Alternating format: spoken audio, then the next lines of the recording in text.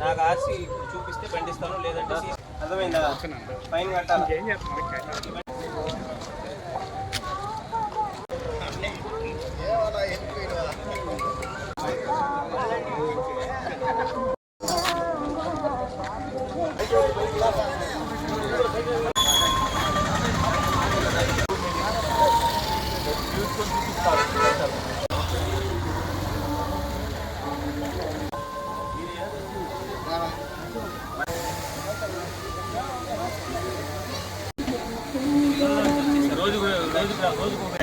ఇంకంతే సార్, అస్సలు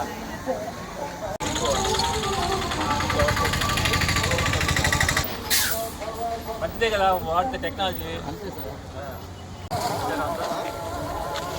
రండి మీరు కూడా రండి. ఇక్కడ ఆన్లైన్లో ఉండే వాళ్ళకి అదే బయట నుంచి వచ్చేవాడు ఎవరో తెలియదు అనుకో, మనకి వాళ్ళు నిఘా పెట్టుకోవాలి. బయట వాళ్ళు ఎవరో కూడా మనకి తెలియకుండా రాకూడదు. చదువుకోవాలి. తర్వాత మాకు కూడా సమాచారం మనంతా కూడా ప్రశాంతంగా ఉన్నాం.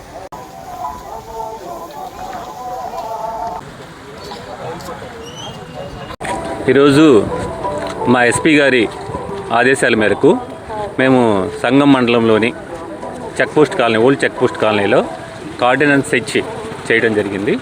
మా సర్కిల్ సిబ్బంది, ఎస్ఐలు అంతా మేము ఒక 20 మెంబర్స్తో చెక్ చేసాము.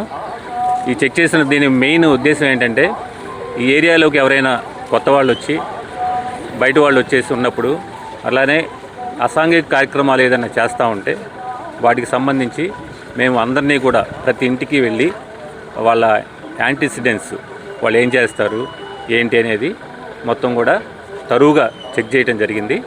ఇట్లాంటివే ఎస్పీ గారి ఆదేశాలతో జిల్లాలో ప్రతి చోట కూడా జరుగుతూ ఉన్నాయి.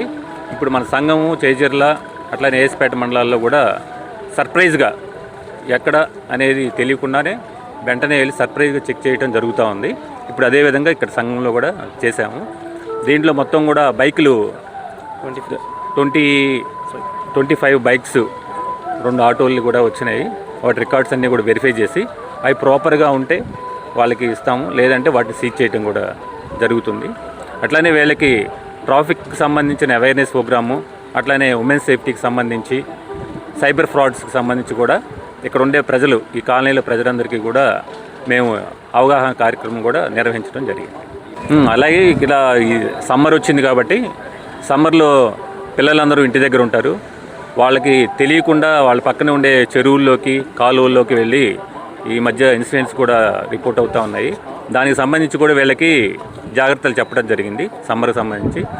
అలాగే దొంగతనాలు, వీళ్ళు హౌసెస్ వేసుకొని బయటికి వెళ్ళిపోయినప్పుడు వాళ్ళ వస్తువులు జాగ్రత్తగా పెట్టుకోమని చెప్పేసి, LHMS గురించి, అన్నిటి గురించి కూడా వాళ్ళకి అవగాహన కల్పించడం జరిగింది.